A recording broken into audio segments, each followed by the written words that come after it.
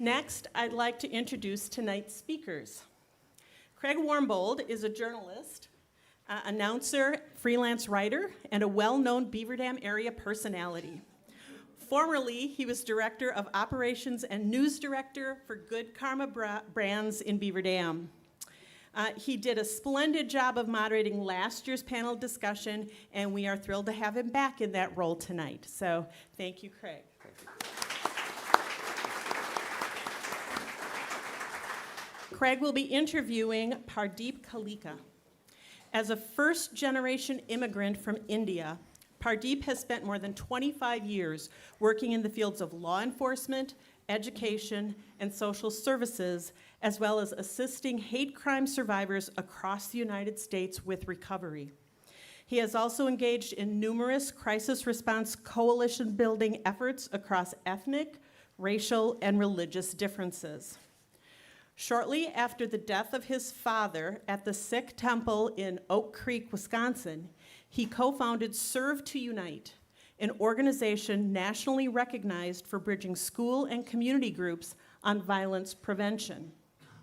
As part of his quest to understand the causes of hate, Pardeep teamed up with Arno Michaelis, a former white supremacist and one of the original founders of Life After Hate. Pardeep and Arno are co-authors of The Gift of Our Wounds, about finding forgiveness after hate. I would also like to mention that following our program this evening, Pardeep has graciously agreed to sign copies of his book at the end of the evening. So if you stick around, you can have him sign your book. He is also an award-winning columnist with the Milwaukee Independent on addressing community health concerns from an ecological frame.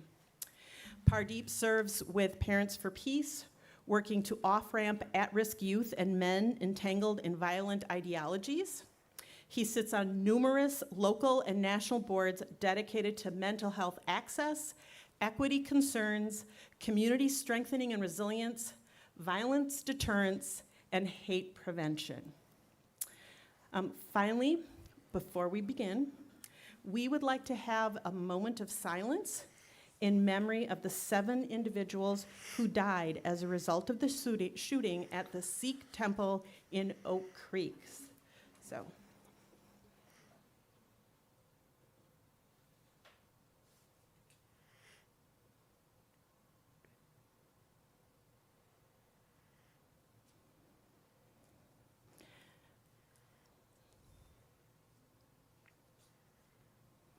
Again, I want to thank you all for being here this evening.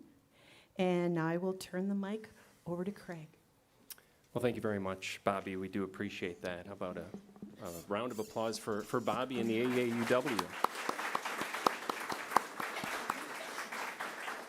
And thank all of you so much for being here, joining us here at the Beaver Dam Area Community Theater here in Encore Hall. I want to say 125, 130 people here joining us today. Thank you so much. This is about twice the crowd that we had last year. Last year's conversation also a very touching and moving evening. And thank you to those who are making this a repeat venture in coming out here again.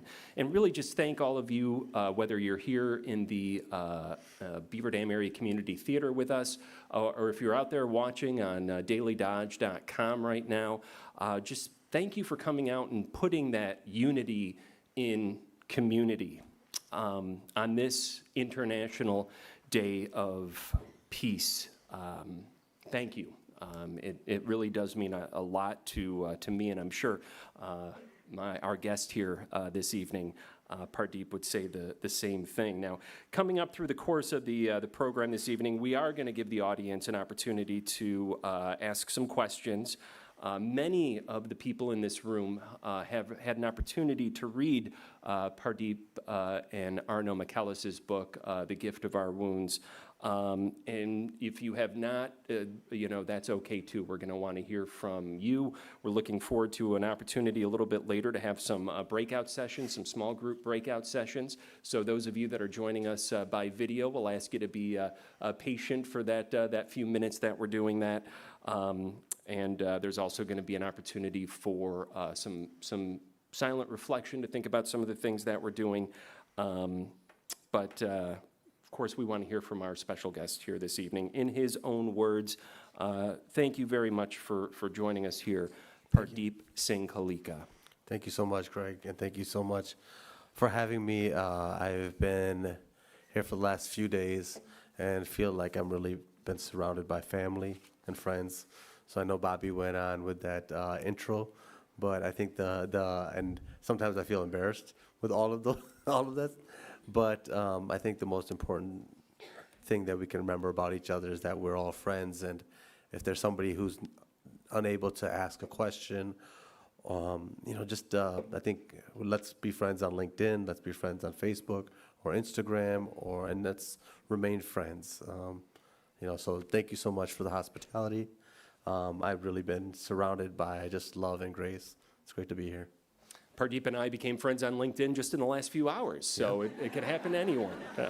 Be sure to follow You one. and I are family now. Oh, thank you. I appreciate that. Here on this International Day of Peace, I hope everybody had a chance to grab one of the buttons.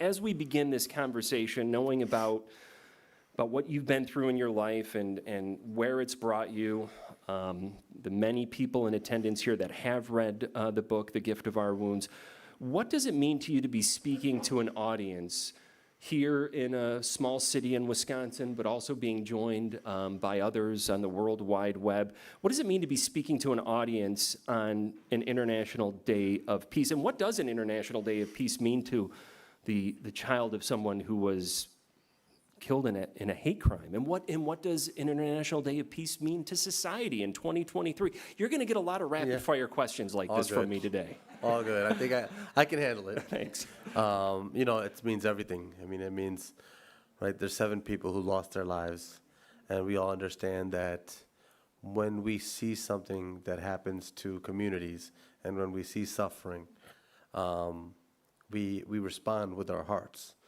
And it wasn't just that day that happened, right? That day, shortly after the shooting happened, we saw people who had different choices to make in their life. And the choice was they could have went home, they could have went on with their life, they could have found a reason not to show up like you all showed up tonight. And by the way, this experience is so special, and it wouldn't be the same experience if one of you all was not here tonight. So it is unique, it's special, it's not going to happen again. Be in it, right? Be here, and let's be present with one another. But for me, it means that, people respond with their heart. They responded that day.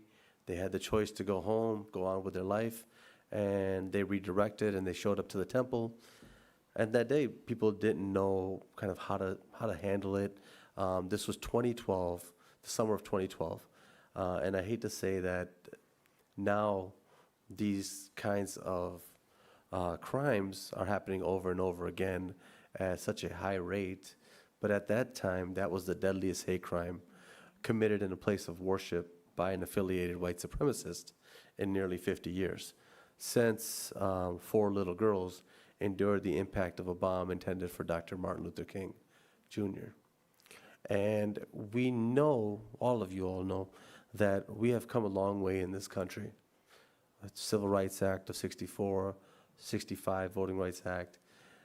We have policies that we have changed, but now it's upon us to change hearts and minds. And this is going to be a continuous battle to go forward. And so that day, people, I think, were fed up, and they said, I'm going to show up to the temple, and I'm going to show up to community gatherings. And I know that all of us want the same thing as each and every person, whether you're immigrants, parents, grandparents, loved ones, whether you're a caretaker, which is the same that I want for my 4 children, to leave this world in a better place than the one that I found it in. And that's going to take work. That's going to take work. And so for you all to be here tonight is extremely humbling. This is 11 years after the shooting. So it's also a testament to, you'll all understand tonight, I'm not some kind of rah-rah inspirational speaker, right? But I hope that Craig and I are both commitment speakers, and we need to be committed as we go forward. Walk us through that day, if you would. What's the story? Yeah. So the story is, that day, and I think I want to go back just a little bit, right? So I'm a first-generation immigrant. My parents came to this country when I was 6, my brother was 4. Milwaukee, Wisconsin was a little bit different than the Milwaukee, Wisconsin we know now. This is 82. So coming here in 82, I think a lot of immigrants thought Milwaukee, Wisconsin was a phenomenal place to be able to raise your children.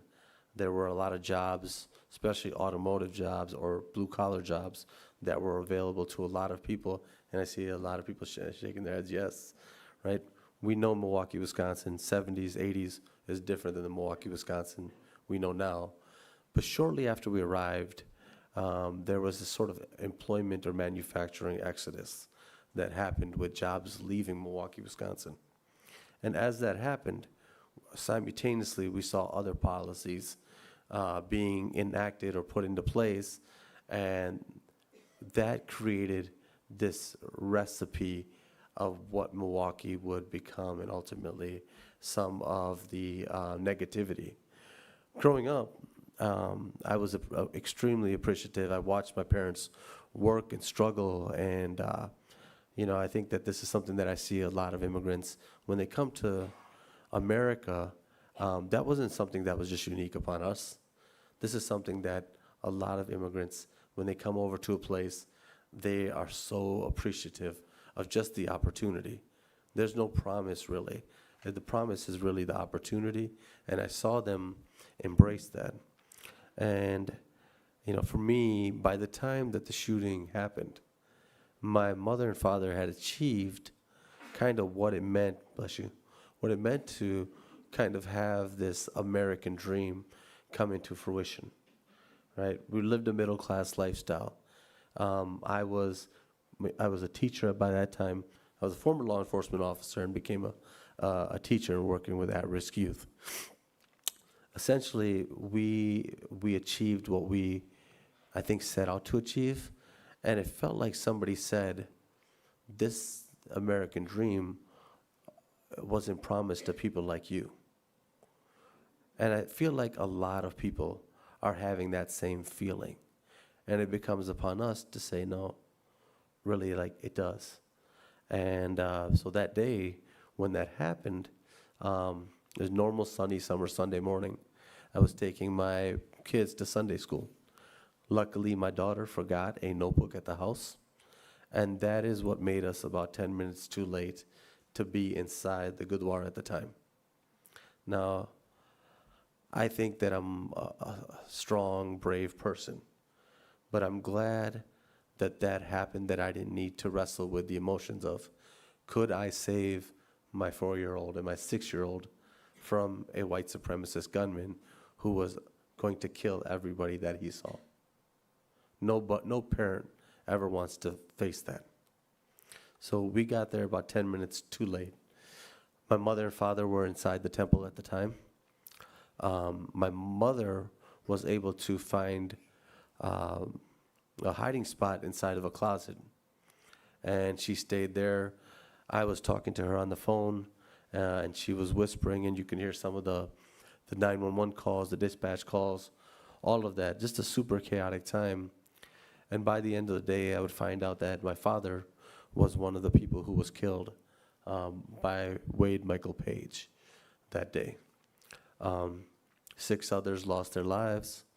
Wade Page engaged as he was trying to escape. My father was the last one that he was able to kill. And that was because my father was able to fight him off with a butter knife. It was the thing that he had closest to him. And he lost, obviously he lost that fight. Right? So Wade Page gets out, and he engages in a firefight with police. He was shot once, and then he took his own life. And so really it was a mass murder followed by a suicide.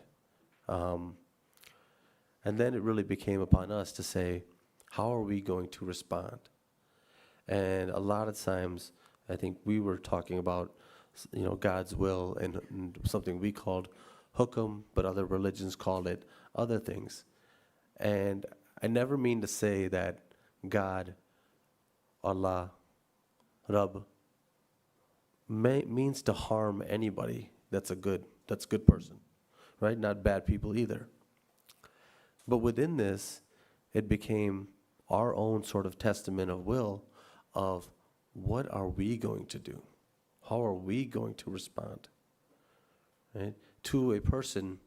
And I think it is important that we say his name. I say his name because I know that there are other Wade Michael Pages out there. I know that this boy was once a child, was once a baby, and grew up in this society, right? He went to the military. He was dishonorably discharged. He came back home. He saw all kinds of violence, and he meditated on it. There are more people like this, so we do have to humanize them. Yes, we can vilify the sort of the energy that he was part of, which is the energy of having power over people, using that power, and that's what overtook him that day. So for us, that day was, my dad may have lost that fight, but are we going to let him lose that war? Are we going to let other people like him lose that war? And it warms my heart to see so many people out and saying, you know what, defiantly, no, we're not. We will not. And that's the best of all of us. I think I could speak on behalf of everybody here when I say I'm sorry for your loss. 11 years, 1 month, and couple weeks later. And to read the accounts of your father's actions that day, to hear you tell the stories as well in other venues, certainly I don't want to gloss over the lives that were probably saved by your father's actions and some of the decisions that he had made that day. But I'd really like to focus in on the time that we have on this idea of humanizing your enemy. You've been reluctant to call the gunman, who I think maybe as somebody who represents the media, I will not repeat his name. You have done everything you can to humanize this individual. Why? Yeah, great question. I mean, outside of, in our faith, before we leave every single day for the Gurdwara, we say a phrase, and the phrase is Nanak Naam Chardi Kala Tere Bane Sarbata Bala. And to me, going to Gurdwara, I never really knew what it was and let it sink in until the experience of what happened.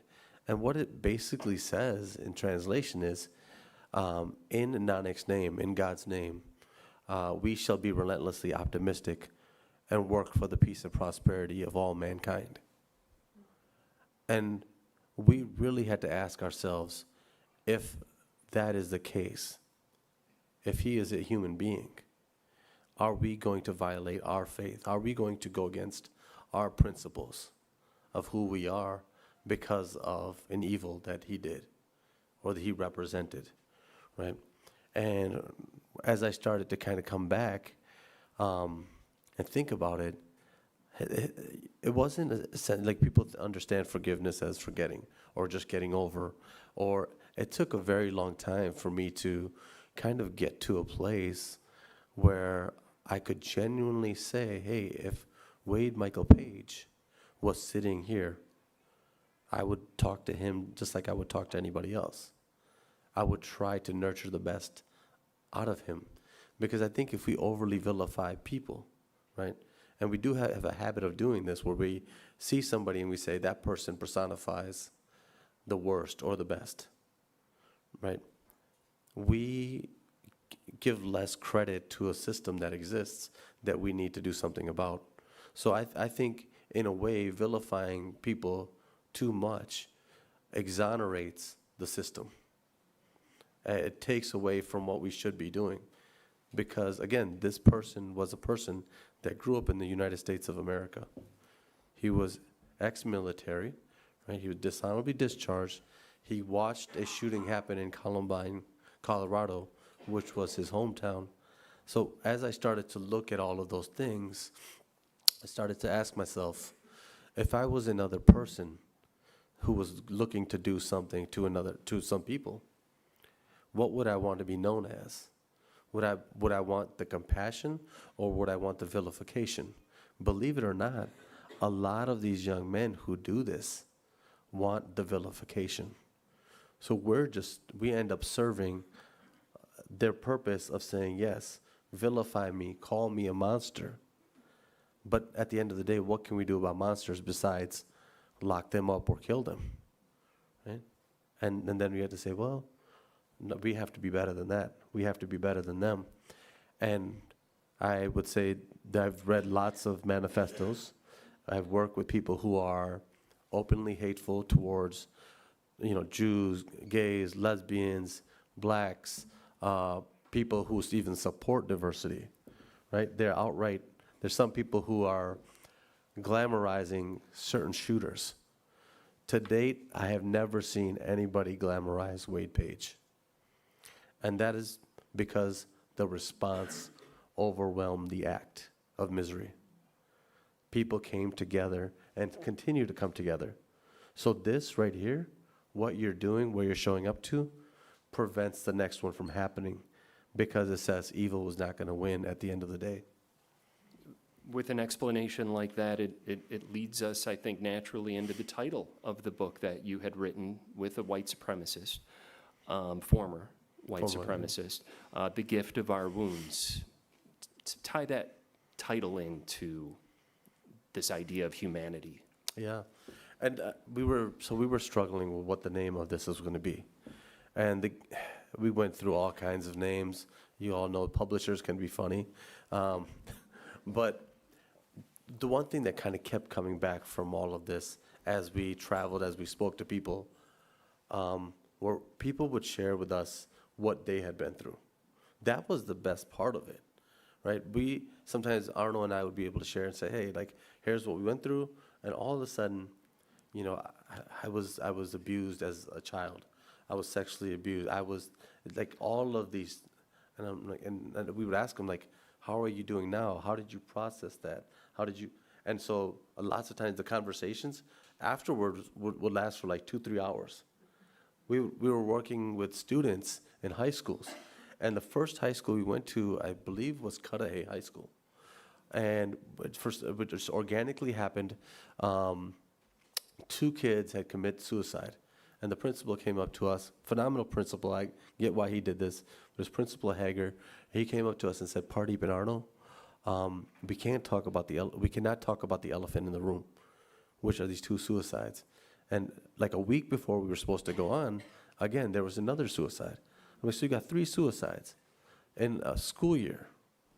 And so what we said, we got creative with it, and we said, okay, we're just going to turn off all the lights, and we're going to let people process whatever they're going through.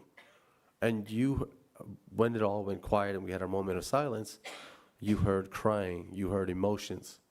And then we came back and had that conversation, and Arno went to one side of the room, I went to the other side of the room, and we just took a line of 20, 30 kids who just kept coming up and kept saying, this is what I'm going through. Nobody understands me. People don't hear me. I keep trying to tell people. They're just not listening. And we were like, oh, this is much bigger than we thought it was, right? So in that engagement of going forward, we started to hear from, you name it, and I probably get an email of somebody who's gone through a tragedy or has gone through something, and it's almost overwhelming. And so this name kept coming back to us. And for me, there's a certain aspect where you go through this and you go through somewhat of like PTSD symptomology. I was hyper vigilant when I would go to an event, or even if I went to the coffee shop, I would look at the door and see, like, is somebody going to come in and shoot us all up? And then at some point, I really started to embrace my kids, and I was sleeping with them. I was holding them longer than I probably should, and I would kind of be by their bed, and instead of just tucking your kids in, and it's fine to tuck your kids in, no problem. Like, I was like sitting there, like actually absorbing them, and for the first time, I was like just appreciating life. I was appreciating what I had, and even like before we met Arno, everybody was like, "Man, you're going through something. You're not right." And I was like, "I'm not right." And the thing is, my brother that brought it up to me, and he's like, "You're not right, but you're appreciating things more. You're grateful. You're alive." Right? I'm like, and he introduced the concept of post-traumatic growth. And I started thinking about the gift of our wounds and post-traumatic growth. And as, I've met Arno, that's probably going to be one of your questions, so I'll beat you to it. So I met Arno for the first time in October, a few months after the shooting. And initially we got introduced by a mutual think tank that I reached out to. And I reached out to him and I said, "Ross, you have this former white supremacist who lives close to Milwaukee, Wisconsin. Can you give me his information?" He put us in contact. We did the whole kind of like email thing. Then we talked on the phone. Then eventually we were like, "Okay, let's meet out for dinner." This is 3 months after the shooting. I'm still going through all of these emotions, and I'm giving you the best part, but there's a lot of frustration with all of this. So you can imagine there's anger, there's resentment, there is dealing with mom who is crying herself to sleep, or who can't sleep, who's still hearing. She was inside at the time. She is still ringing with gunshots. So this is very much reality for me at this time. And I asked him, I said, let's just meet out.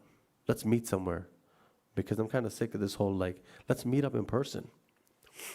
And I was kind of gauging him too, and I was like, where do you want to meet out if we were to meet out? And he says, a Thai restaurant.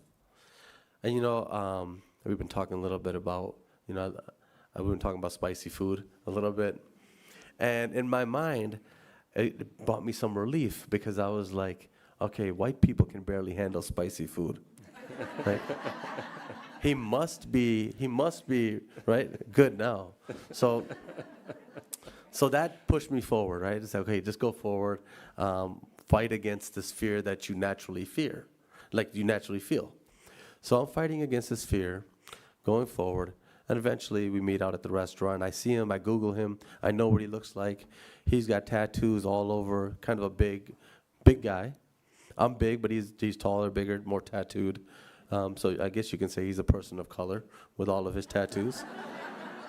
But so, and I'm sitting there, and it's kind of an October, kind of rainy night. It's getting dark, and I start to think about an excuse. And this is all of us. We all have excuses on why we don't show up, or we won't show up, or why we. And I'm no different. I started to think about my kids, and I had a newborn at the time, and I was going to use the whole excuse of, "Hey man, I got sick, and the kids got sick," or something to get out of that meeting. And as I start to put and this is in the book, but as I start to kind of put my hand on the clutch to drive off and make this excuse up, there's this other push, right? And this push is like, you came this far. Just go forward just a little bit more. Trust this process, right? And so I go forward and I trust this process, and I get into the restaurant, and I see Arnold flanked by 2 Asian waitresses. And it's just the strangest thing, because I'm like he's standing at the door of a restaurant waiting for me to come inside. like, why didn't you find a table? Why didn't you like sit down? But he's standing next to these two Asian waitresses and this big, like sort of 6'3" guy. And I'm thinking to myself, oh, like I'm glad that he didn't eat these Asian waitresses. No, that's a random thought that I think that like why would you have a thought like that as a grown person? Why would you think a human being would eat two other human beings? First off, I'm from Milwaukee. We've had some trauma here around that. So That's a different program, though. it's a different program, not for tonight's sake. So anyways, we all wrestle with like these things called biases, right? We all have them. We all need to know that we have them and be okay with it. We have perceptions. We have stereotypes. And my stereotype was like, this dude was a monster. But still, I'm kind of moving forward in it. And I walk in, and he sees me, and I'm wondering to myself, what am I going to say to him? He was wondering to himself, like, what is he going to say to me? And the first question that comes out of his mouth is like, dude, what happened to your eye? I was like, what did happen to my eye? And within all of this chaos, I forgot that my eye was injured a week before we met. What basically happened with my eye, and I started to describe this to him because I'm like, oh, my eye. And the crazy part was my eye looked so bad, right? The way that I would keep my eye kind of up like this would be, first I used Scotch tape, right? And then I graduated to athletic tape. So I would walk around Milwaukee at that time, kind of keeping my eye up like this. And it would just stay open, and usually I'd blink it with this right here. Strange. So a week before that, I'm giving my kids a bath, and I basically was soaping them down, and my daughter's getting to this place where she's like, Dad, don't look at me when you give me a bath and shower. And and you know, my wife is always like, you better not just put water on them and get them out. And so I'm trying to respect all the women in my household. All right? Respect all the women in your household. That's good. But this day, and the other part was my wife was telling me there's this sort of spring-loaded loofah hook shower carrier in the corner. And she was like, oh, you know, you should get rid of that loofah hook holder because it's pretty sharp and it could take somebody's eye out. Now, me being the husband that I am, procrastinated for a very long time. And I didn't get to the loofah hook until it got to me. And went through my eye and came out of the other side. And lacerated the muscle that, did you know there's a muscle that help you blink? I assumed that, but Yeah. you wouldn't have thought about it. So this muscle was lacerated. And so the only way that I could keep my eye open was Scotch tape or athletic tape. And I was going to meet this person at this time looking like that. So the first couple of pictures that we have are of me like this way, right? Meeting this guy and all of this happening. And our conversation, that's the way that it started. And I saw this person who I thought was going to eat two Asian waitresses, empathizing. He was empathizing with me. I saw him moving his body around, and I'm like, and I thought to myself, my God, this person feels for me. And for us, that's, you know, we sat there and we talked all night about the reasons why radicalization, extremism, his past, my past, what happened, all of it, right? But we started from a place of empathy, of care, and consideration. And we kind of didn't know that we were doing it that day, but we were said, you know what, out of what we want to do as we go forward is to engage in this as we go forward. So the book, The Gift of Our Wounds, comes from all of that we were going through and saying, man, this person who is so different from me, who was born in this country, I was born over here, we met because of these circumstances, and and you know, he raised his hand and said, Pardeep, you're never going to have to do this alone. I promise you that we will be brothers, and we will go forward, and we will change hearts and minds. And today we work together to help de-radicalize, young men who are going through some of the same things of struggling. And we can get further upstream. And so I think all of those reasons, the book made sense to call it that. So I think the professional journalism question here I need to ask you is, what can we learn from your relationship with Arno and your experience writing this book? But part of me also wants to ask you, like, what kind of friends are you? I mean, are you guys calling each other after a Monday night football game? And is that even realistic? Is that the type of friendship that we need to forge to maybe move humanity forward in a more positive direction? Does it even need to be that deep necessarily? To us, it becomes something that's so normal. My kids call him Uncle Arno. I go over to his house, I walk in, I know his mom really well. He just got married this summer, I was his best man. We're to us, it's just normal, and we almost have to tell ourselves this is not normal to everybody else. But we hope that it does become normal, that we can have friendships like that. But there was a talk one time I took my daughter to, she's almost 18 now, but she was in a talk, and I think the announcer was interviewing us and called him a former white supremacist. And she could not live that down. She was like, why do they keep saying that about Uncle Arno? And I'm like, because it's true. This is who he was. This is what he did. And we can't always run from our older self, right? And she was like, well, I only know him through Uncle Arno. I don't know that other person.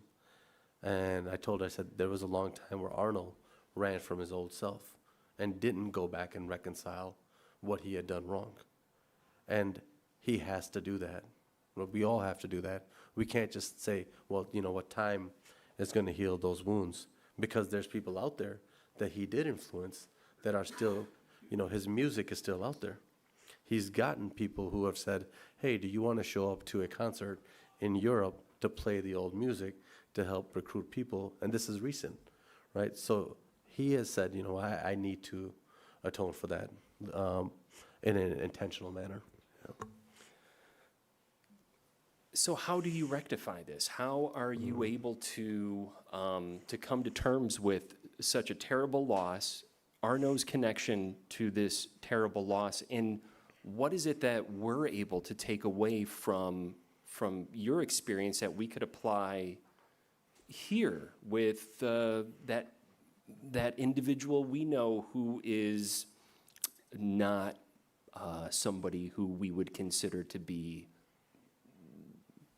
with a racist? We all know the racists out there. Maybe we don't know all of them, but we could sense that when we encounter somebody. Like, what do we do? The worst thing that we can do, my greatest fear now, right? And I had a lot of fears, right? And I think that within this process, so I think that a lot of things arose of, the first time I walked back into the Gurdwara, the temple, I saw young children and they were just kind of speaking our language. And I heard them say, why do white people hate us? Why do they not want us in this country? And, there's a lot of scary days within a man's life, right? The day we get married, we're scared. We're scared. The day we have kids, we're scared. Right? That was a scary day I thought to myself, this is the best of who we are. These kids are the best of who we are. And we're going to lose this generation because of fear. They're going to be scared to go out into the world and become the next, leader, nurse, police officer, military vet, what have you, right?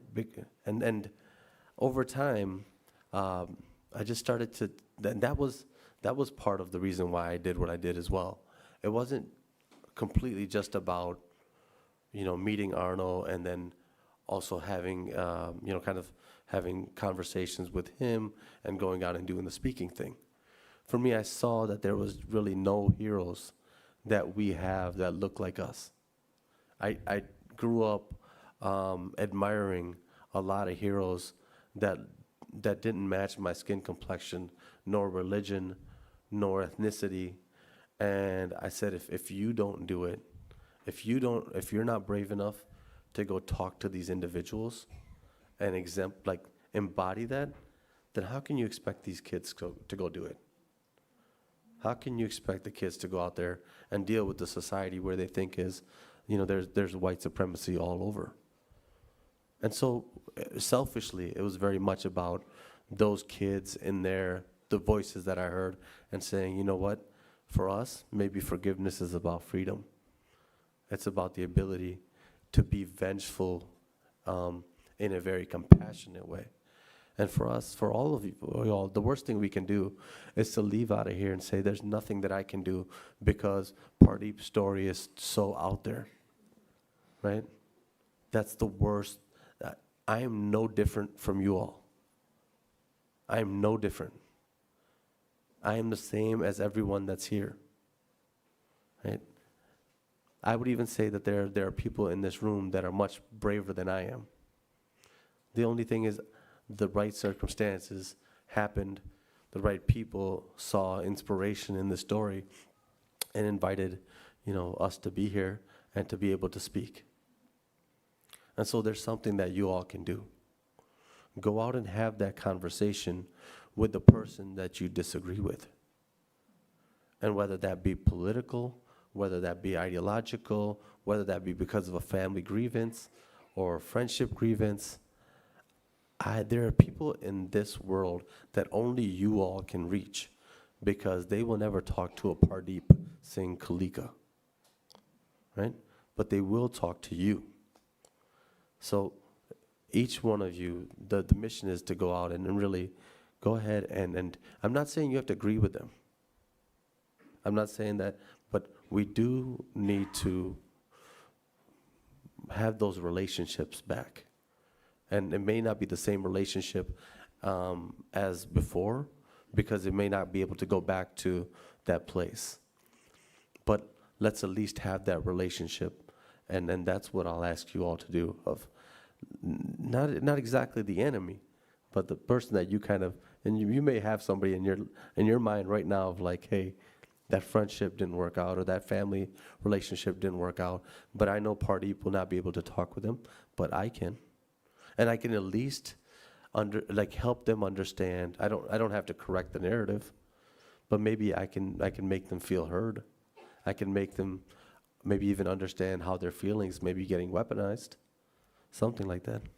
The humanity instead of the monster. Yeah. Try to find that person. Yeah. What do you think? What do you think your dad would think of everything that you've done in the last 11 years? Yeah. For us, we don't believe that energy ever really dies. It exists. It's around us.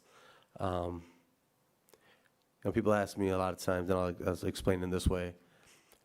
They ask about what is happiness and what is sadness or what is, and I don't think it's a bad thing that happens to you, right? Or is sadness. It can be, and I don't think happiness is necessarily something good that happens for you. It could be.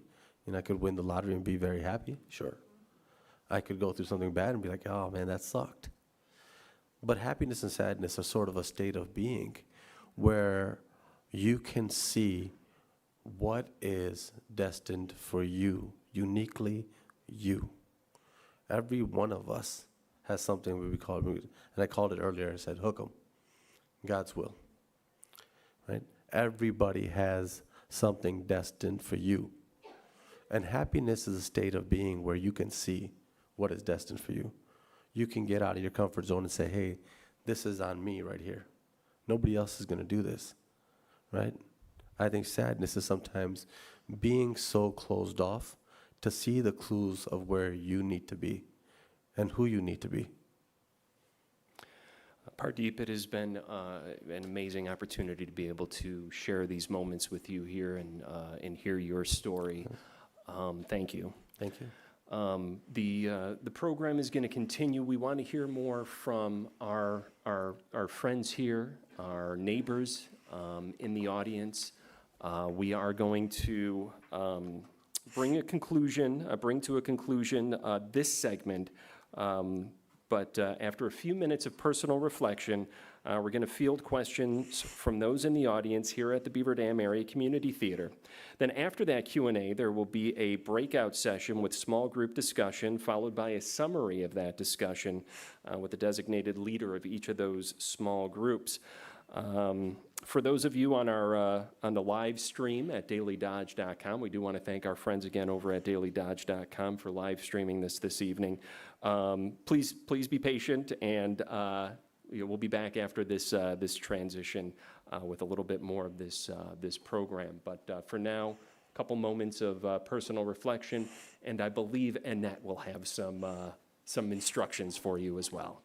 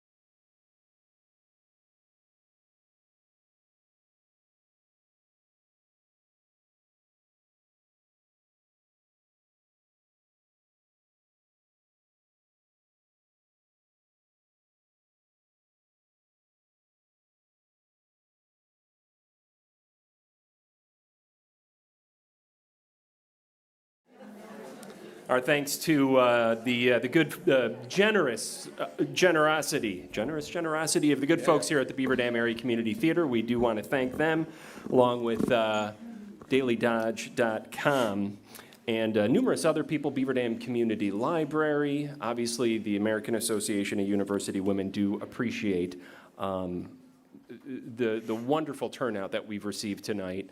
A number of amazing questions that over the course of the next half hour, we've extended this time because we've gotten so many questions.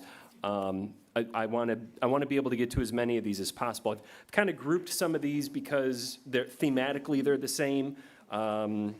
As a retired teacher, would like to know. No, that was the wrong one. Sorry, if you're the retired teacher question person, I'm going to come back to that one, time permitting.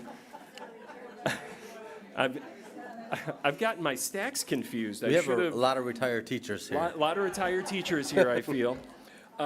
Forgiveness was at the core of so many of the questions that folks were asking today. What do you think is the first step to feeling compassion for someone you find so hateful? How do you go about getting two people who don't agree on anything to come to an agreement that both can accept? What skills do you think help people shift from anger to love and forgiveness? Or maybe just simply put this way, please talk more about what part forgiveness plays in your work. I think there's a lot of people that want to kind of understand, maybe further explore this idea that you brought up about finding humanity in people and finding that forgiveness in yourself. Yeah, well, forgiveness is for me, I started to learn this when I started working with a lot of abuse survivors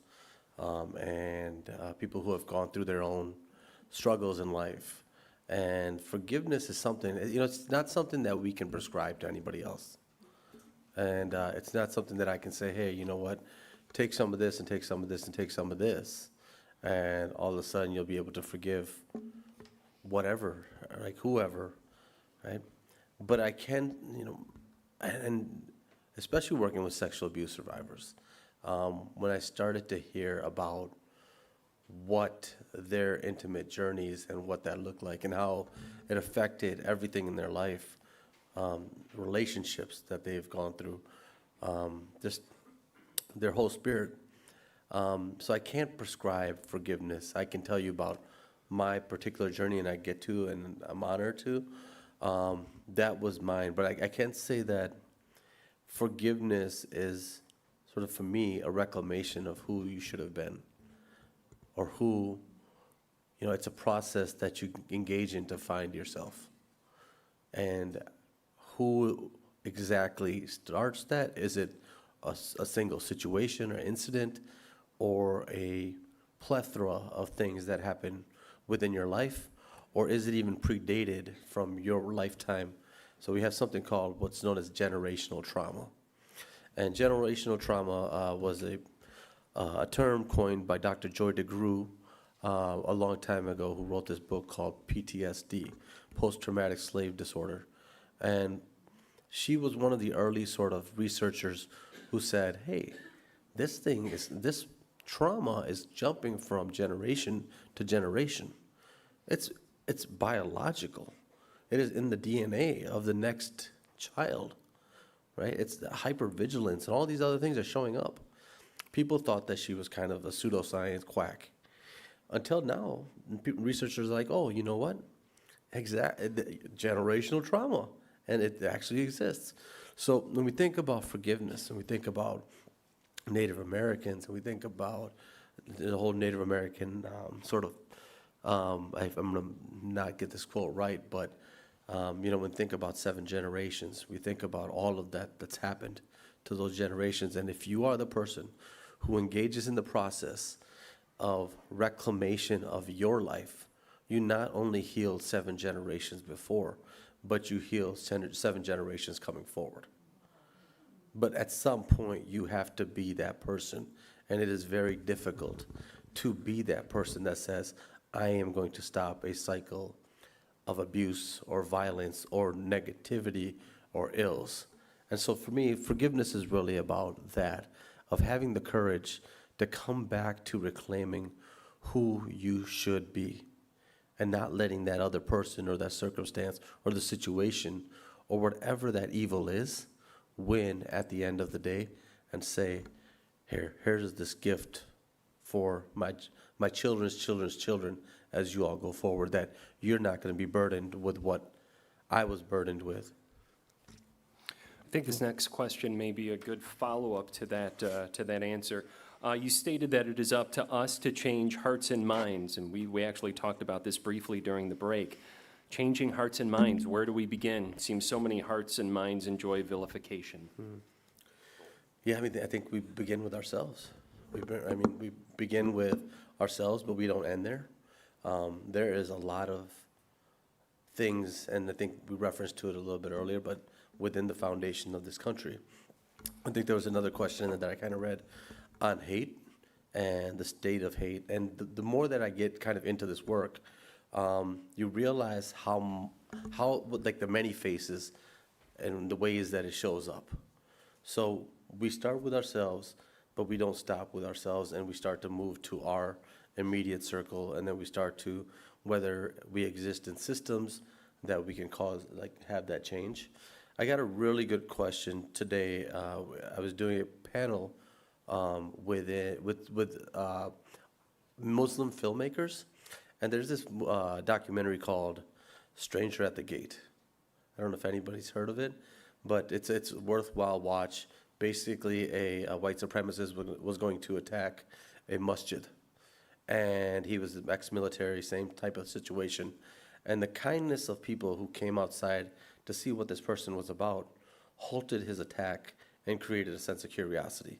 Now, I know there's all kinds of opinions around all of this, right? Of like, why do people have to come outside? Why?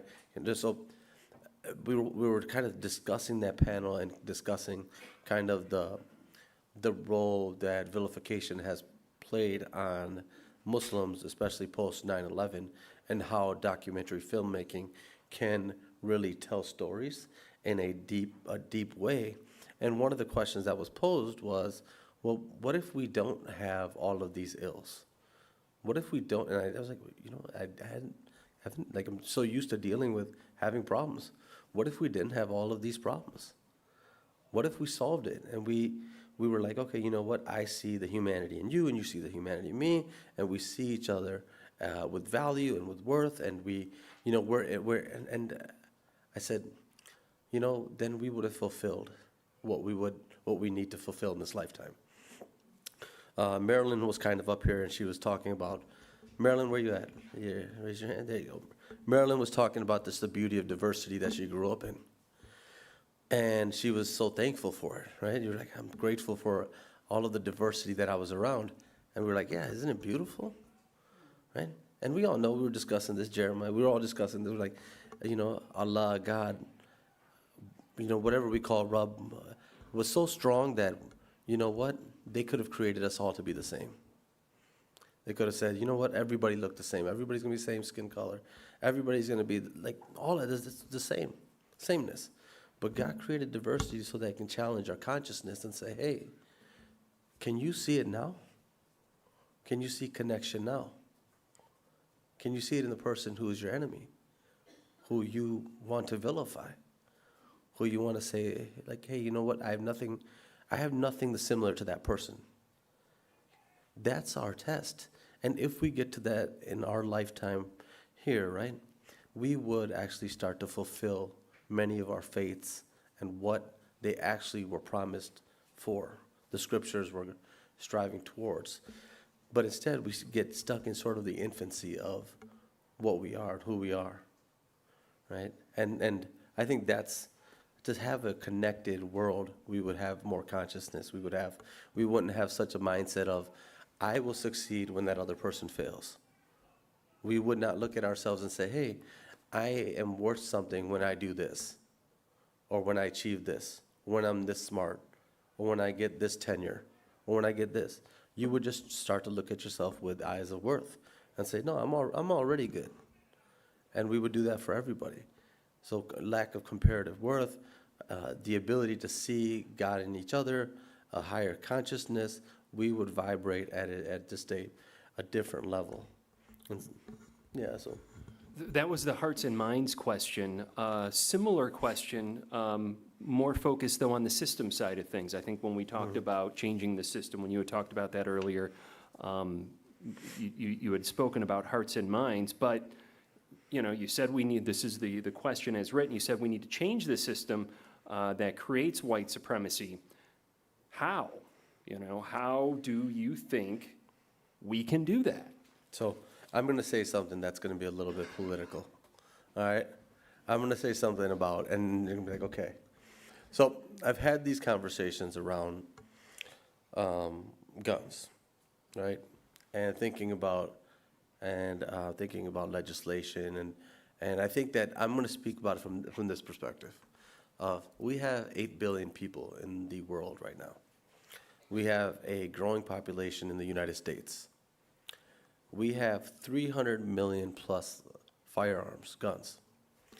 We are having an increasing amount of what we understand to be 3D guns. There are sites right now that are selling what's known as 80% guns. That means you only have to put a few more things, and you can even sell them online. So those 3D guns are unregistered. Nobody knows. There's no serial number to those. They're getting more, the technology is getting so good that there's barely any metal on those guns. This is the gun talk, okay? Now, we think about speech, and we think about freedom of speech, and I love freedom of speech. I'm a gun owner. I'm a former police officer who's been trained to use all kinds of guns. So I'm speaking from a place of I'm not fully against it, but I'm just thinking practically, right? You think about freedom of speech and you think about protections, and I think it's good. We should be able to say what we need to say, express what we need to express. But you're facing now social media.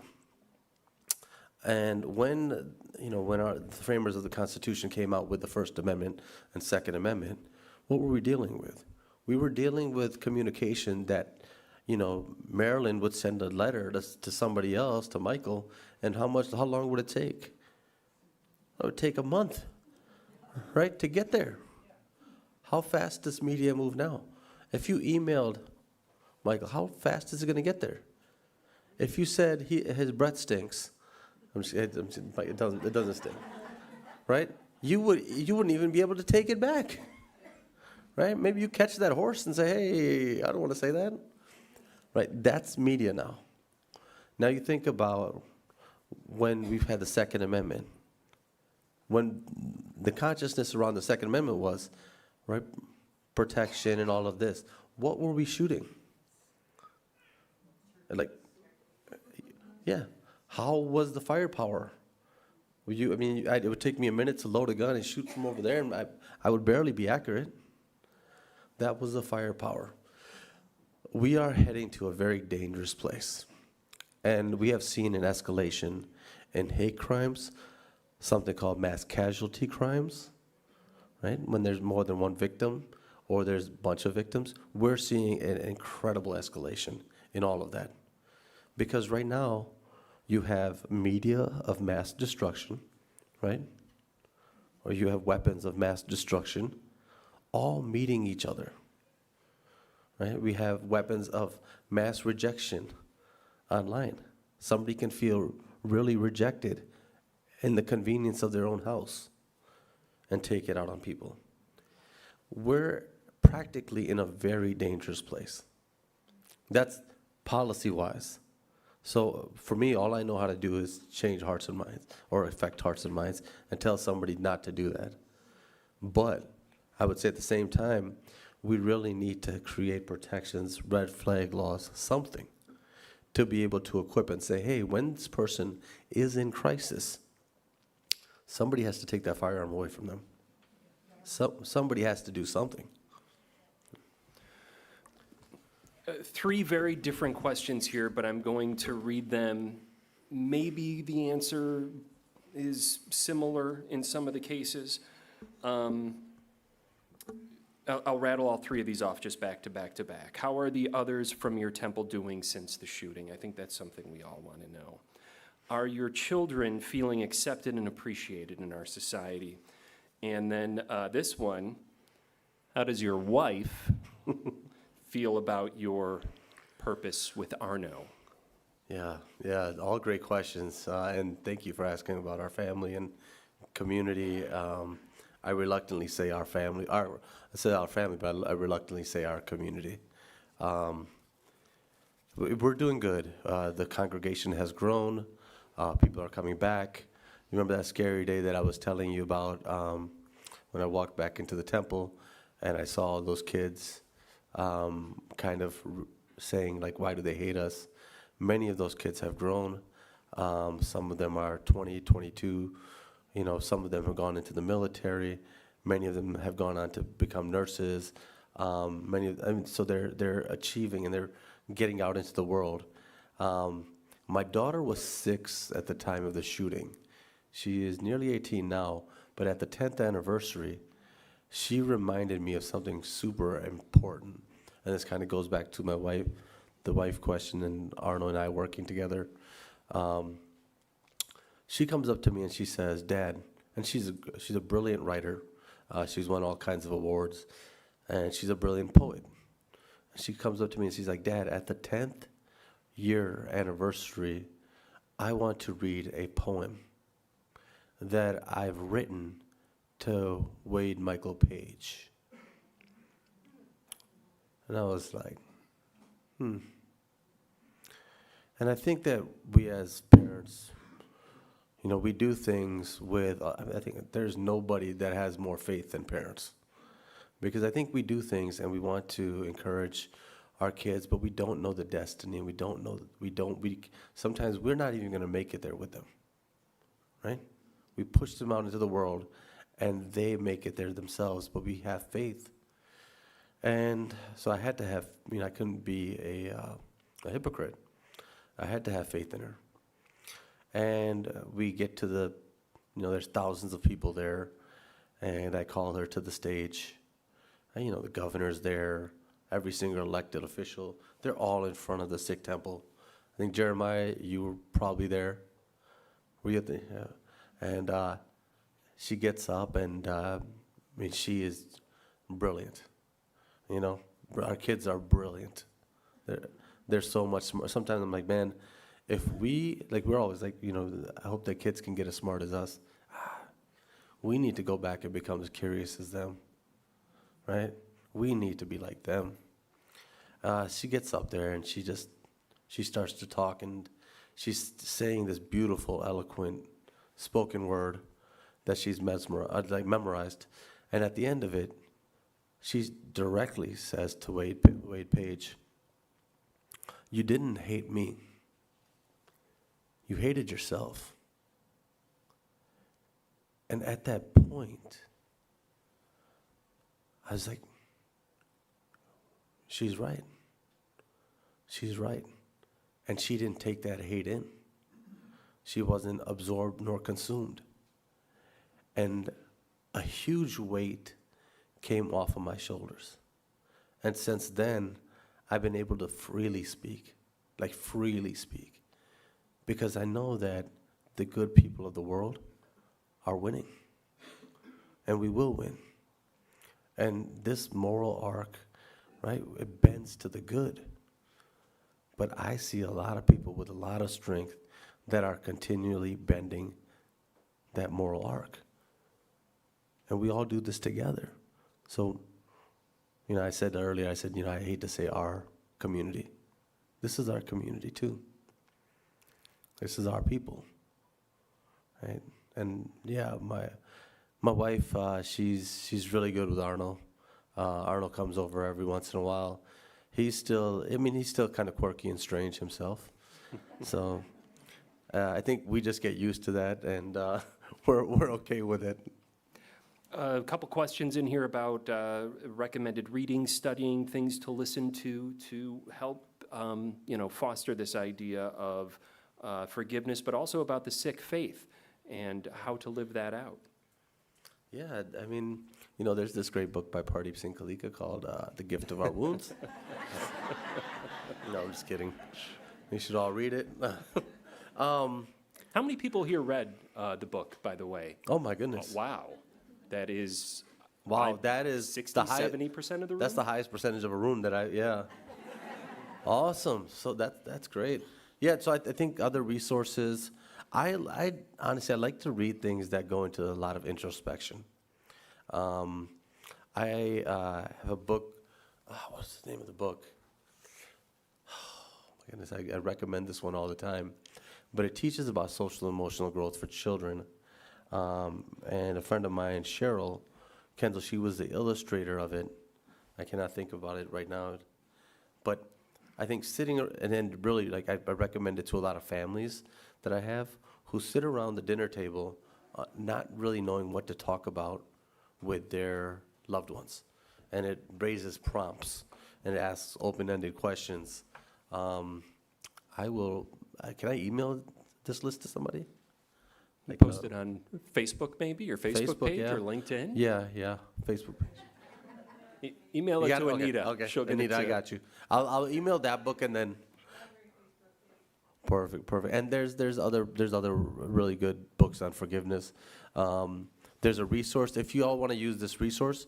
If there's any educators still that are still teaching, there is a UK sort of organization called the Forgiveness Project, and there's a bunch of good people around the world that are part of it and talk about their own journeys of forgiveness, either self-forgiveness or forgiveness sometimes to somebody else. But I've used this in classes to kind of teach around, okay, let's think about the Rwandan genocide. All right, and let's make it real. Let's talk to these folks that were through it. And how did, Hutus and Tutsis come together at some point and reconcile? And then it becomes practical to them. And so I used to Skype them in and say, hey, can you Skype in a class and just talk to my class? Because I want to really like story tell. Or, another one, a friend who was part of, what is it called? In Africa, there was this tradition of women and like female circumcision and what that felt like. And yes, we can teach it abstractly, but the Forgiveness Project gave a chance for these students to kind of say, hey, there's a real person who went through this. And here's what so I think there's some great resources that I'll get to Anita. I'm told there's one last question. So many great questions tonight. If we didn't get to yours, it was truly because of a lack of time. Or Pardeep just talks a lot. I didn't say that. That's what they had you here for, though. Oh. This is an interesting question. What types of tribalism do you feel is contributing to the pushback to what you're promoting? What type of tribalism? Okay, that's a good one. It was the most, it was different. So I think there's people who, and I think the best way I can answer this is Carol Dweck used to have this mindset, which is growth or fixed. And what I have seen, there's a documentary that we did that's available to all of you online. It's called Waking in Oak Creek. It's on YouTube. It's about 36 minutes long. You can show it to your classroom as well. And if you're in the classroom, I would love to just come in, Skype in, and talk about it in context. But when we had that documentary out there, I think we had about 3,000 or so many showings. So I got to travel to a lot of different cities and places, like, just you name it, like out there.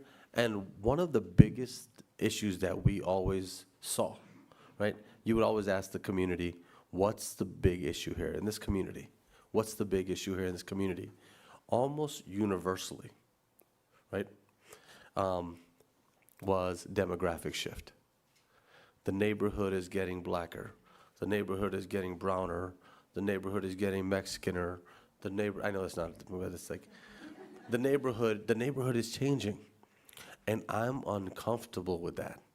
And even good, well-intentioned people, would say that in the sort of confiding and saying, hey, like, don't, can you just like, we're uncomfortable with this.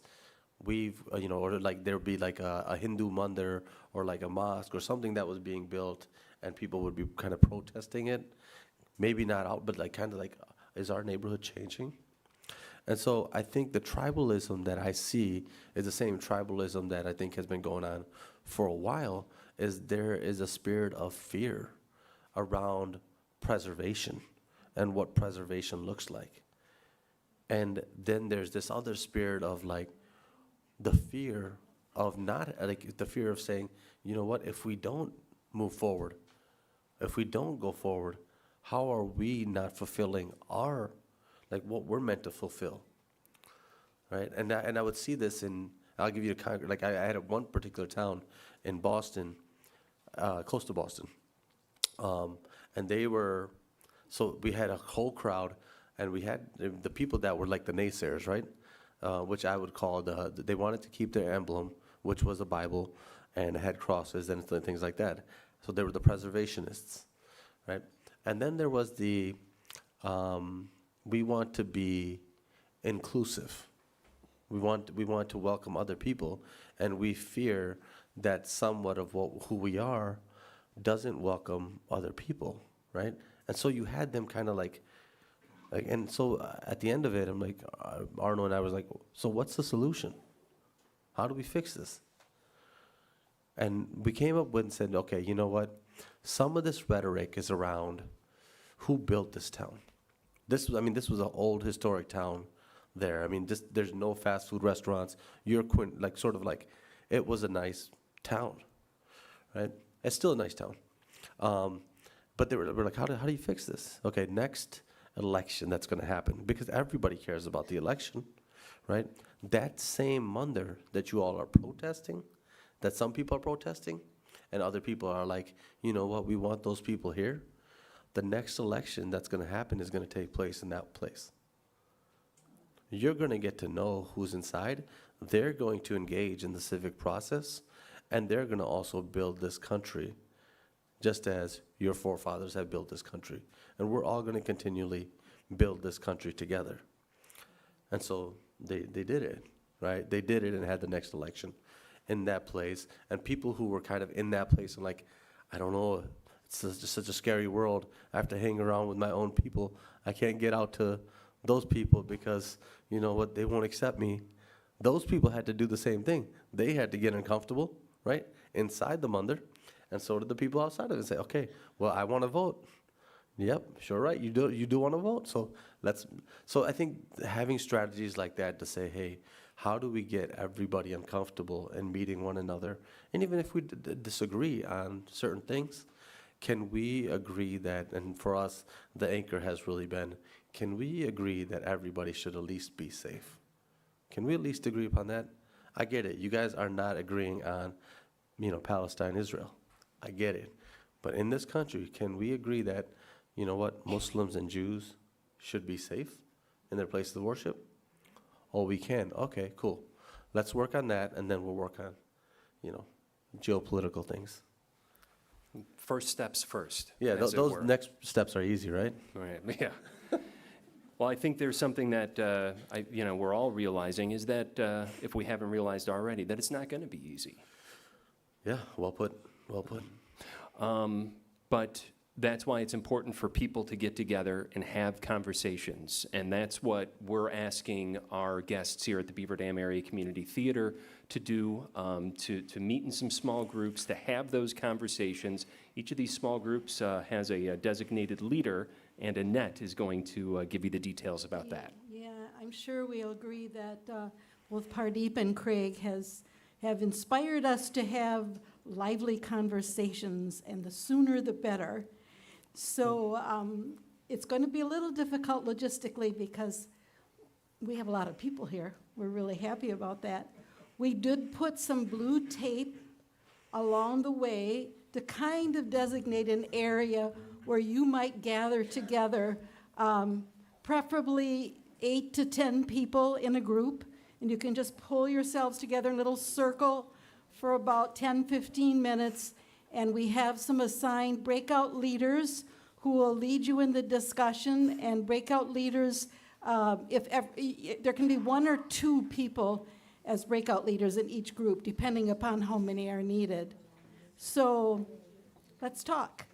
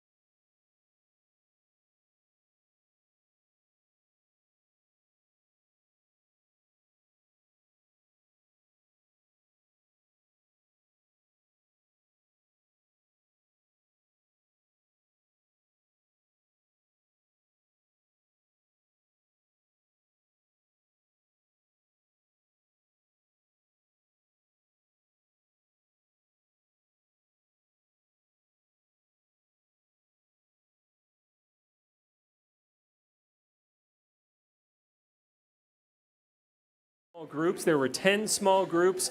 Again, I think we're estimating about 120, 130 people here today. We want to thank all of you very much for being part of this program sponsored by the American Association of University Women.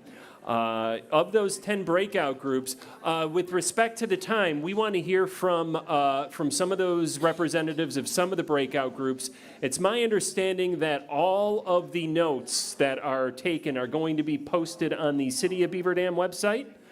So you'll be able to, without names and everything, it's going to be all anonymous. So you'll be able to go to City of Beaver Dam. Where's Nathan Teal? Is it .org? .com. It is .com. Okay. And you'll be able to find not just your response, but the responses of your friends and neighbors who are here, who sat in these small groups with you to get some insight. But before we let you go and before we hear some closing thoughts, we want to hear from a handful of the group leaders who were here today. So are we doing these all at once, or are we inviting them up one at a time, Annette? One at a time. So if Kristen Hansen, if we could have you up to the microphone here, stage right. And you could see her enthusiasm, folks. Kristen, if you would. Okay, so we were lucky enough to have, 4 or 5 group leaders in our group.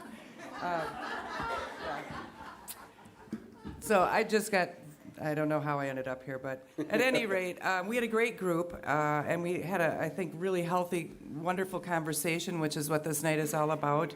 As far as some of the questions, I'm just going to talk a little bit about the main points which we tried to pull together. What are your personal responses to the presentation? Everyone felt strongly that it's a topic that needs to be talked more about. The word courage came up recurringly, that it takes courage, and we have to find that in ourselves. So it's kind of a personal journey as well as a community journey. Hurt people resonated with a lot of people who read the book, and that how do we, knowing that, then what can we do? It starts individually, which I think we heard a lot about from our wonderful speaker.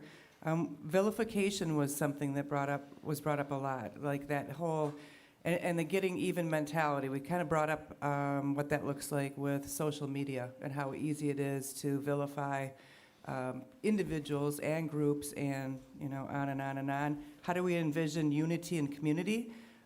General kindness, shared experiences was very, I think we all had very strong opinions about how important that is in our group, that's one way that we can really, I think, increase the amount of diversity. And we talked about some of the community events and how rubbing shoulders with people in a comfortable environment when you're out in our town for some of these events, how that can lead to some deeper conversations. And even though it's maybe not, it's not uncomfortable, it's also, we can take ourselves a little bit out of the shell and have deeper conversations with all these people in our community that we're finding ourselves spending time with. So a lot of that was revolving around how can we create more variety of projects that can lead to unity, and that don't we need all of these different stakeholders on board from day one. And by stakeholders we mean different religions, different ethnicities, different people with disabilities, people without. Are we making sure that we're inviting all of those different groups to the table when we do plan our projects? So our main themes were, creating shared experiences, general kindness, the ability to humanize, and that's, I think, what we talked about. Well, thank you very much, Kristen. That's Kristen Hansen. Want to welcome up to the front someone who was a panelist during last year's program, Alicia Baruden. We'll just clap for her while she's on her way up. We got some. All right. We made it as high as we could for her. There are vertically challenged people. Okay, so as far as what are the personal responses to the presentation, the impression that you left on people with your openness and your free heart, really, and the acceptance of that you have of every person on the planet was inspiring.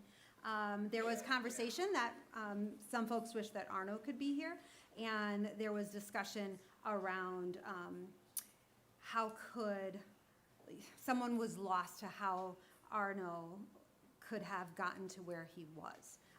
And so, they were seeking kind of, hearing that. But we talked about also what, Arno shared in regards to what he experienced in his upbringing. And then there was conversation around how can people, how hopeful we are that people can change, and that Arno is a testament to that. And then unity and community. So we agreed that there is fear of change happening here in Beaver Dam, which is similar to where, what you said earlier. And then the desire that we had in our group, and I think in this room, for people to know each other, to really know each other. And that people are making judgments without even meeting other people. And, there was talk about, there was someone who was Muslim in our group who said people here probably don't even, one, know he's Muslim, and two, even know what that means or have met Muslims before. So just something as simple as just knowing who your neighbors are. And then we also talked about, we had the honor of having Laura Borrell, who is running the Playground Movement, and we talked about, well, I'll talk about that next. Okay, so also the absence of people of color that are here tonight, and how do we reach out, and how do we go, and that was why Playground Movement came up, because how do we go to where they are and hear their stories. So, and the importance of trust and building trust, and that is really a testament to the Playground Movement and what she's done there. Okay, and then there was a lot more, so I will go to our third, is what are 3 ways that we can take action? We discussed a mentorship program which my husband and I have been talking about, and really engaging youth, and starting with youth, but having businesses, regular people, whether they can teach music or teach how to cook or whatever that is, but it doesn't have to be complicated. But if we can engage with our youth, they will force their parents to then engage with each other. And I don't mean just youth that are BIPOC or LGBTQ+, I mean all youth. All youth need us. And we had a former retired teacher, I myself was a substitute teacher, and we can see and we know the pain that is there and how we could help heal, and help heal that. So that's one thing, and hopefully really steer young people away from being able to be brainwashed like Arno was. And then I'm gonna give a big pitch. Secondly, we should elaborate and join with the Playground Movement and really grow what she has done and created there across our town, or across our county. And then thirdly, as individuals, we just need to take action. So what can we do as individuals, and really make that change? So starts with us. Great. Thank you so much, Alicia. Alicia Baruden. I'm going to try to go in order of height here for the remaining speakers. If we could have Ronnie Harper join us up here.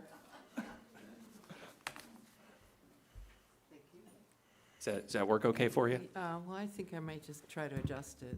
Okay. No, never mind, it doesn't matter. Okay, so I wasn't the moderator. I just was sitting next to him and had a pen in my hand. Lesson learned. Okay, all right. So this is an Achilles tendon, partial tear, tap dancing. It's almost better. Okay. What are our personal responses to the presentation? I'd say 3 basic ones. People had talked about their personal situation. It made them realize, I got this thing going on in my family where I got to be doing some forgiving, and the vilifying word came out a few times, that's a good word to keep in mind, not vilifying the other person just because you got some age-old issues. And persons said they felt prodded to focus within their own family issue.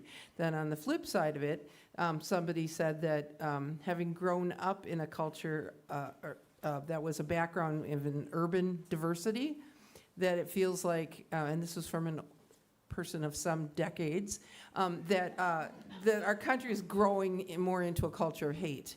And feeling like that's, hearing the presentation made them just, kind of shake their head. And then thinking about the connections between politics and religion that you touched on, and how can they keep growing that in the person's own life. How do we envision unity and community in Beaver Dam? So we first decided this means how do we envision it could be better, admitting that there are ways it could be better. So like tonight first came up, and then we said, like, wait a minute, like all bunch of white people in the same room? Somebody said from a basis of love. So unity and community in Beaver Dam should come from more of a basis of love instead of shoulding on each other and that sort of thing. But then we really got into being, what are 3 concrete ways that as individuals or groups we could realize that vision? So one thing that was, concrete was like block parties or the playground movement. Laura came up again in our discussion of having concrete things that you can do. You yourself could have a party on your block, and that would get you around that sort of thing about, well, the guy next door to me is okay. We like that family, but in general, those people we don't like. So if you have it on your own block, that invites everybody in your geographic area or your neighborhood or whatever is your little community. So have some things in your micro communities. Start with the children. That's a big deal about playground movement, is it starts with the children, and then maybe either brings in their parents, or at least they'll grow up to be more inclusive people. Sort of the flip side of that then was also reach out to like leaders of groups if you can identify them. And kind of along those lines, vote and support. So let's see, I'm mixing my metaphors here. Another kind of thing about concrete stuff was like Wayland used to do an international festival and more multi-generational, things. Then on a real micro level was speak up within our own group, whatever group you belong to, your church, your PTA, your dance club, whatever.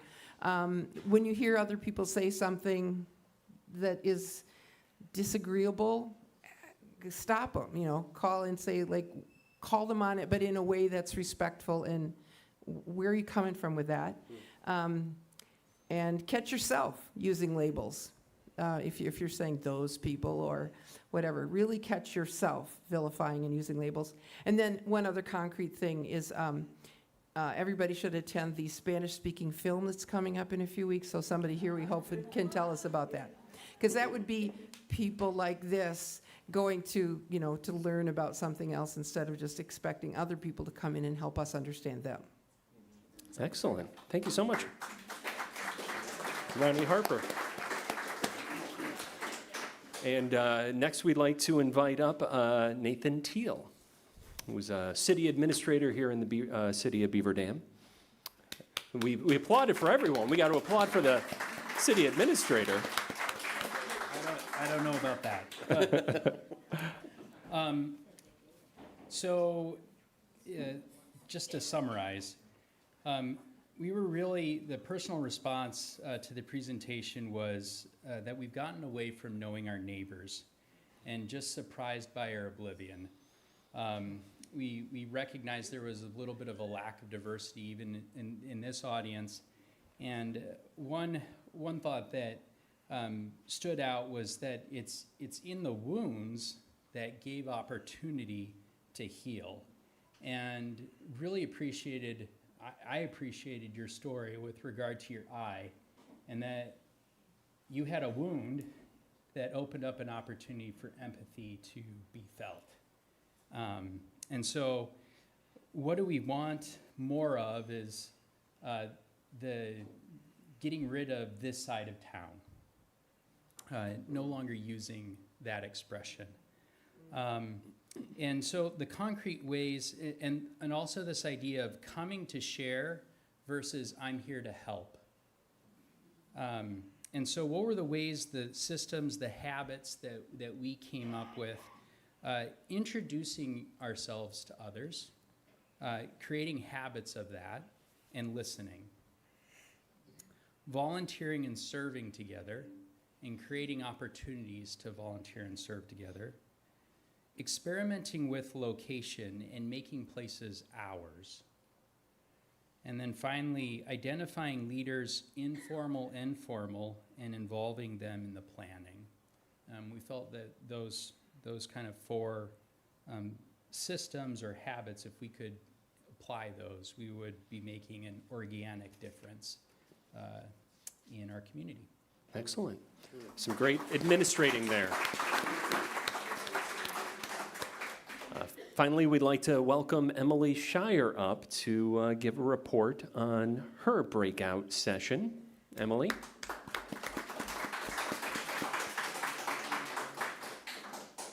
You're not going in height order. Mess that up. Good evening. Thanks for saving me for last. I think our group echoed a lot of what the other groups have said, especially the last one. I have the honor of being the director, very new director at PAVE. And for those of you who are not from Dodge County, that is our local domestic abuse and human trafficking, sexual violence resource center in Dodge County, with the only shelter in Dodge County. So I have a very invested interest in your nonviolence and peacekeeping. So thank you to the AAW and the Community Theater for hosting this, the public library, the community library.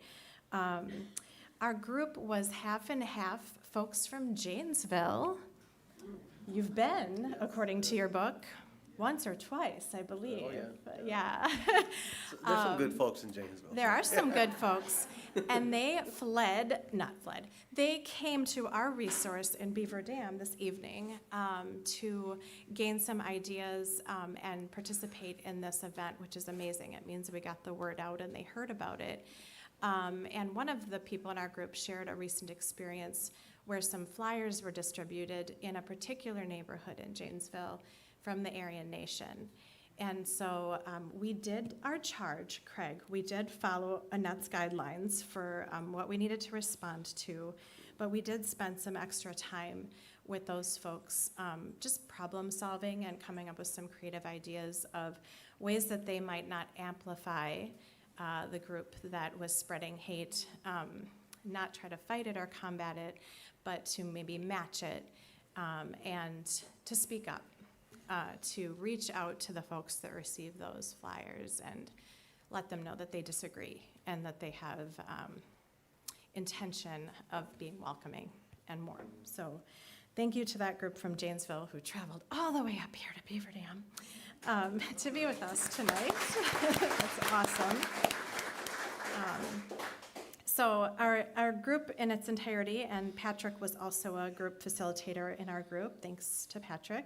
Our personal responses to the presentation this evening, we felt pretty simply, and our theme the whole time was keeping it simple. So we felt sad, we felt uncomfortable, we felt hopeful to embrace our discomfort. And then how did we envision the unity and community? We saw the challenges as opportunities. And every time we face those challenges that we are facing, that are going to keep being faced with, to look at those challenges as moments for opportunity to grow and do things like we're doing tonight. Finally, what are 3 ways that our group might take action to realize our vision of seeking these opportunities? A lot of what you all have already said, getting to know people who are different from us, not sitting at the other table and with the people that seem the same as us, and being shy, being uncomfortable, reaching outside of our comfort zone, including, not excluding, looking for common ground, and re-inviting our childlike curiosity. So bring it back to the basics, people. Just, you have a teddy bear, I also have a teddy bear. We're best buds. Figure it out. Our kids, we have so much to learn. I'm not worried about our kids. My kids remind me constantly to, Mom, you're making it too complicated. Right, like your daughter. Yeah. It's really quite simple. And the pushback I hear a lot is, well, that's really hard. Getting the right pronoun is really hard. Getting the right culture, the right religion, or the right label, it's so hard. It's not that hard. So let's do it. Thank you, guys.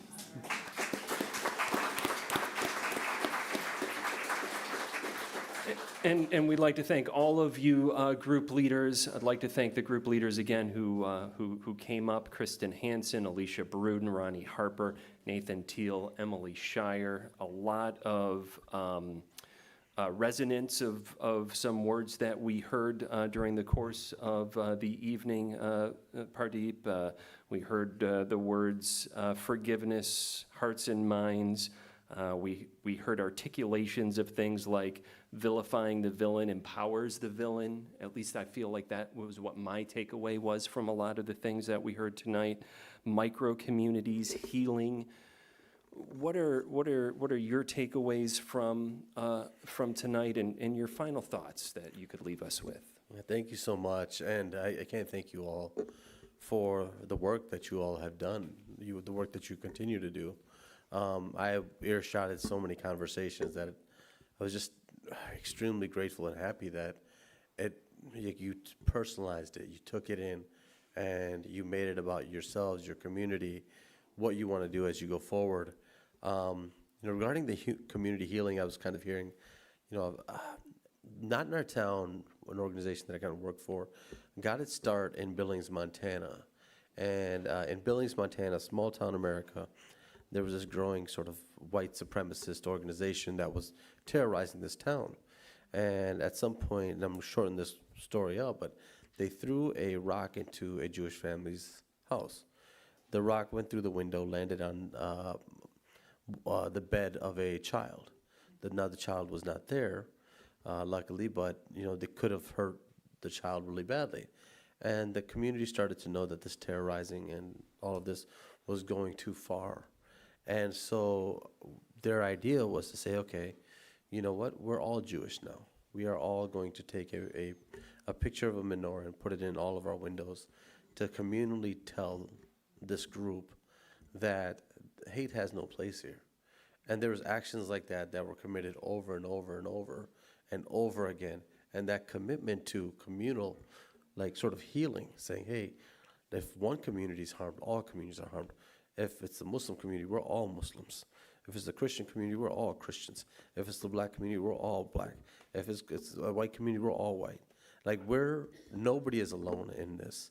And we're gonna send that message. So as a community intervention strategy, you all have to be unified against hate, okay? Then I go into a place where I was thinking about the perpetrators. And so I know the Department of Homeland Security, and there's rightfully so, has been a long history of just doing the wrong thing.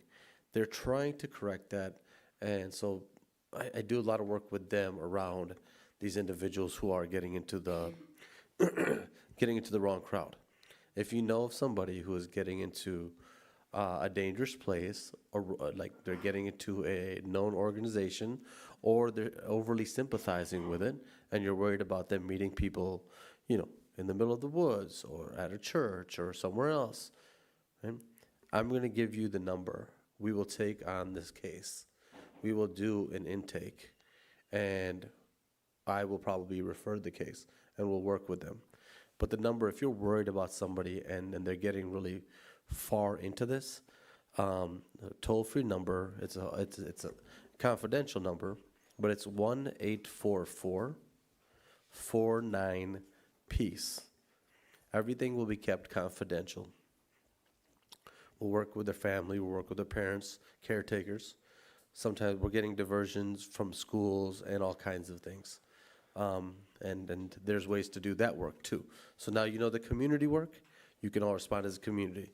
If you know somebody that's going into a very dangerous place and it is sort of doing something, if there's an emergency that's imminent and they're gathering weapons or they're gathering some kind of violent material, and then you got to call law enforcement. But if it's before that, you can call this number. The next part, changing, and how do we change as a society? How do we, Pardeep, will not look this good for the rest of my life. You know, at some point, and I'm just kidding, Jeremiah, I'm gonna look this good for my, but we all change, right? Don't we all change? That's inevitable. We're all going to change. And so change is one of the truths. And when we see somebody who is hurting, somebody who is in a bad place, I've seen it over and over and over again. I've seen it with people who are outright hateful, some people that people diagnose as sociopaths and antisocial or psychopaths. They have the ability to change. Trust me. Trust me. Everybody is redeemable. I truly fundamentally believe that. Now, sometimes somebody is in such a bad place that, the time to redeem them would take so long and so much energy. And there's some people who I think that it's difficult, right? And we have to realize that it's difficult on our hearts as well, too, of going to a place, and I was hearing conversations, right, of like our family has gone through this for so long. Our family is divided this way. So within the conversations that you even have with your family or to rekindle relationships, also know that your heart is worth guarding too, right? Your heart is worth valuing too. And the last thing I'll say is, I heard a lot of the conversation around the lack of diversity or the lack of people not being here of different, religions or races or faces or what have you, right? I started off the conversation by saying the people that are supposed to be here, are already here, okay? And the steps that you are all taking, you have laid the foundation, right? And we talked about it, and I said, I may not see you at the finish line, son. I may not see you at the finish line, granddaughter, right? You said that our children understand it, right? You're already laying it out. Now, I know, and I've spoken to many communities who are just say, Pardeep, we want to go there, but we're not comfortable. Well, that's on you. The good people of Beaver Dam or Janesville, right, have already said, we welcome you. And you're building this nurturing environment. But we have to be, as long as it took for us to get to these places where we suffer these wounds, and this is like a wound anyways. So when you get lacerated, you cut the wound open. It doesn't heal quickly. It takes lots of work, right? And so you're already doing that. And I know that's not something we all want to hear, because we want to fix it tomorrow. We want to fix it next week.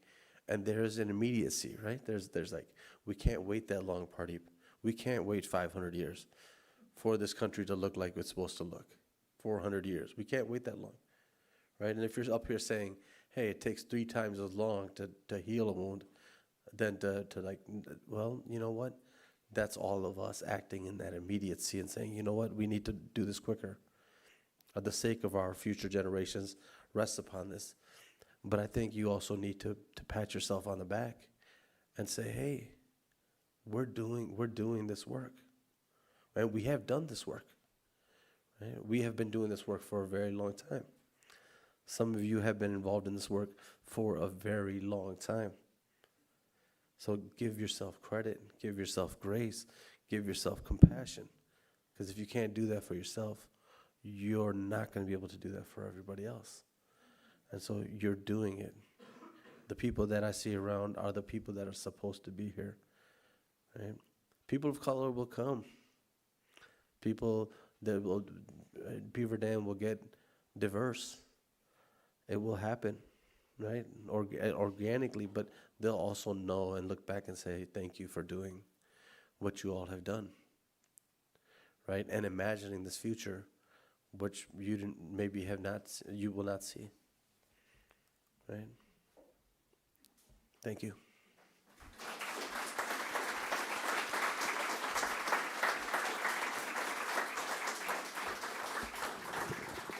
And thank you for doing all that you've done, Pardeep. We sincerely and genuinely appreciate your time, talents, and insights that you've brought to us tonight. Reminder to you here in the theater, Pardeep will be available to sign copies of his book, The Gift of Our Wounds, for a short time after the program today. For those of you joining us on dailydodge.com, you can get The Gift of Our Wounds, co-authored by reformed white supremacist Arno McCallis, at all major retailers. Whether you're watching this at home or you're here with us in the theater, please know that there are many resources online in your libraries, and we have resources here as well on these tables where you could learn a little bit more about the Sikh religion, or if you want to learn a little bit more about moving beyond violence and hate, ask your local librarian. She'd be more than happy to help you. On behalf of the American Association of University Women, I'd like to thank the Beaver Dam Area Community Foundation for their support of this program. Also a thank you to the Beaver Dam Area Community Theater for the space they provided this evening. Beaver Dam Community Library as well, Bright Futures. Want to thank all of those groups. Another note or two for those in attendance. There may be a little bit of work, so sit tight. It's not hard. You're asked to please complete that short response form that was stapled to the handout that you were given, and please put that in the drop boxes on your way out. There's going to be individuals holding those buckets on your way out, whether you go to the elevator or use the stairs. So please, please submit that on your way out. Also, speaking of submitting things on your way out, the AAUW is a wonderful organization. But they could always use a few more volunteers. Maybe you can help them out tonight by taking your chairs, folding them up, and like putting them in the back of the room or something. Make it a little bit easier for folks tonight. If you could do that, that would be wonderful. We really would appreciate that on behalf of the AAUW. Again, a thank you to everybody that joined us online and here. Well, apparently you were supposed to be here, so I'm glad you got the word. Yeah. We do want to leave you with a quote from our guest today. Pardeep recently wrote, "Have faith in the work. Tilling the soil can at times feel like a lonely existence. This is because your particular piece of soil is unique only to you. Many, maybe even your closest, may not understand. Some may even ridicule or judge.